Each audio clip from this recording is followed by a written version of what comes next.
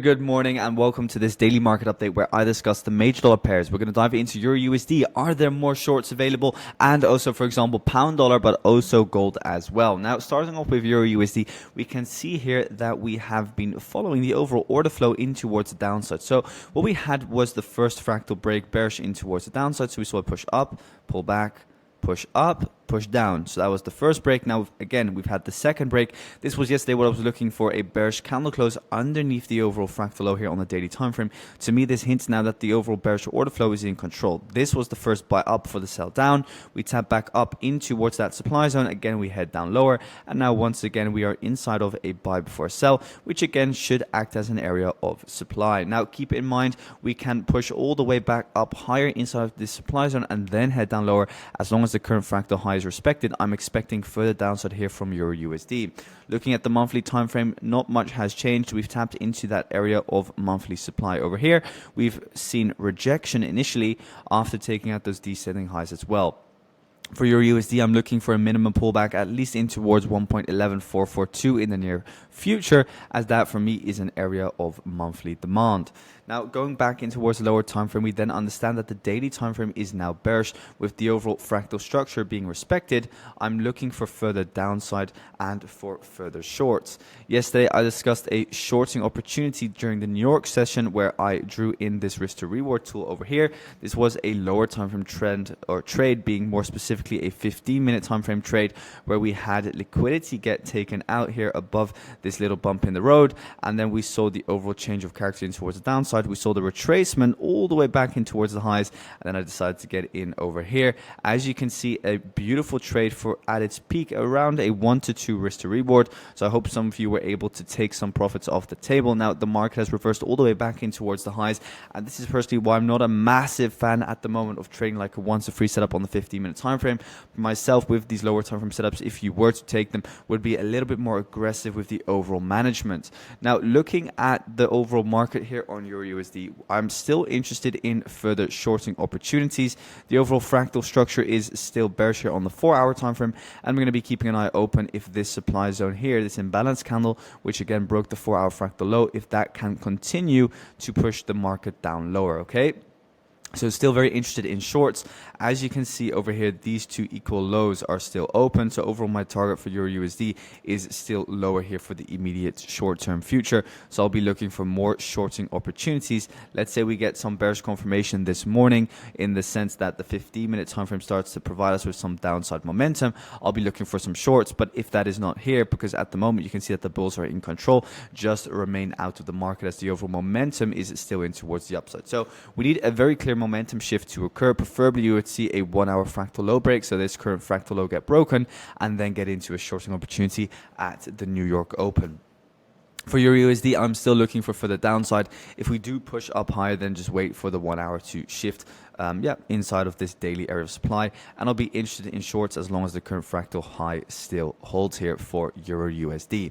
Now, going into the dollar index, the reason I'm still interested in those EURUSD shorts is because the dollar index is still fractal bullish here on the daily time frame as well. This here is my current fractal low. You can very clearly see buy up, sell down, buy up, sell down. I'm now looking for the next buy up, at least in towards this overall supply zone that we have over here.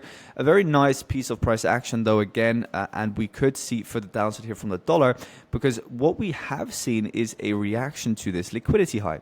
So this is a little bump in the road, so push down, bump in the road, push down. And this little bump in the road is just part of the overall leg in towards downside. And above these kind of like little legs, little bumps in the road, I call them, that is where liquidity lies. And you can see as soon as we take out the liquidity, straight away a bearish reaction.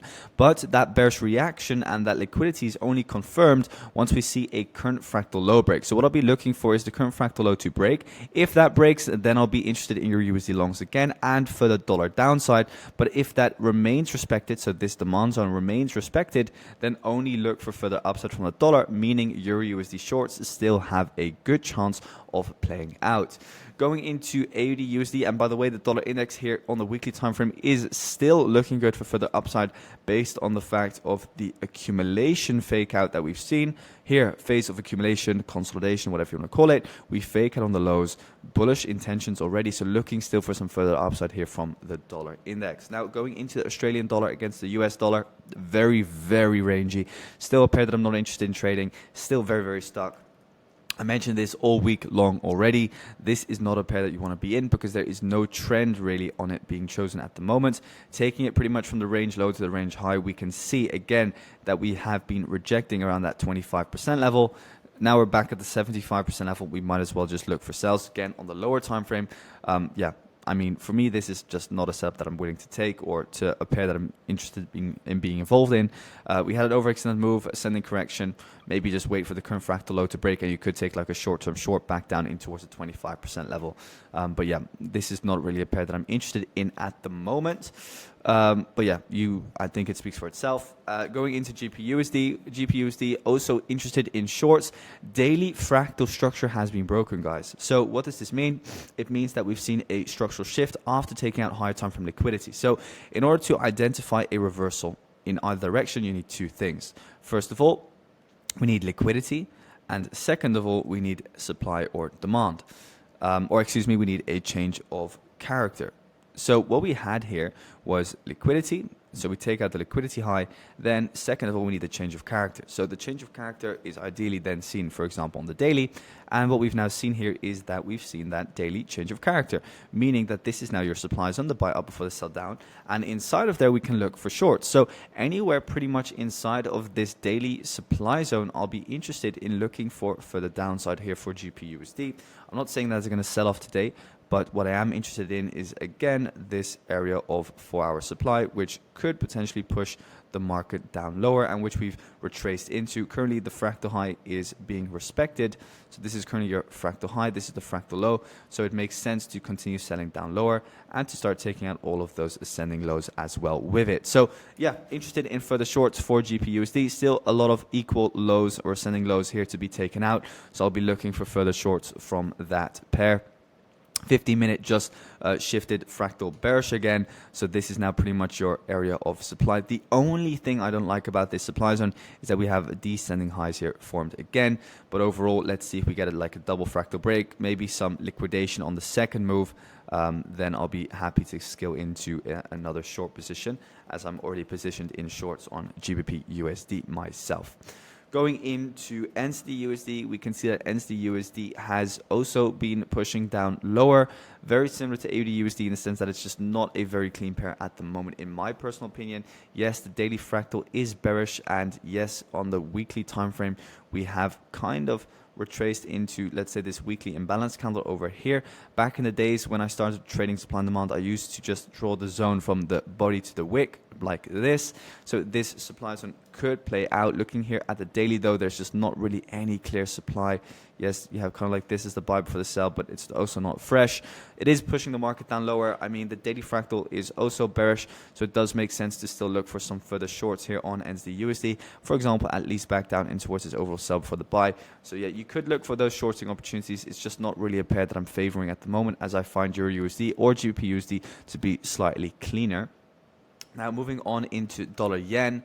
Dollar yen, what has that been doing? Well, again, pushing up higher. Overall, as I have been mentioning, further upside was expected. I'm in a long here on dollar yen already since the lows, I think somewhere over here. So this is a beautiful position that's been running for myself, up around, I think, 2% on this position. Doing well, and I'll be looking for further upside if, again, we retrace back down in towards that daily demand. But again, with these yen pairs, they move extremely impulsively, so keep in mind that it will always make that beautiful retracement. It could also just react to, for example, this 1 hour order block over here. But yeah, further upside still expected for dollar yen, as the Japanese yen has been extremely weak. Preferably back up to, for example, these two equal highs over here is kind of what I'm going to be looking for on this pair at the moment. So that is dollar yen. Then moving onwards into dollar Swiss, by the way, also still in a long position on this. Yeah, some beautiful stuff. Again, another fractal high break, as we can see. Let me just clean up the chart real quick. As you can see over here, so the current fractal low is this one. This is the current fractal high. So looking just for further upside continuation from USD Swiss as well, still in those long positions. And then last of all, we have, of course, gold.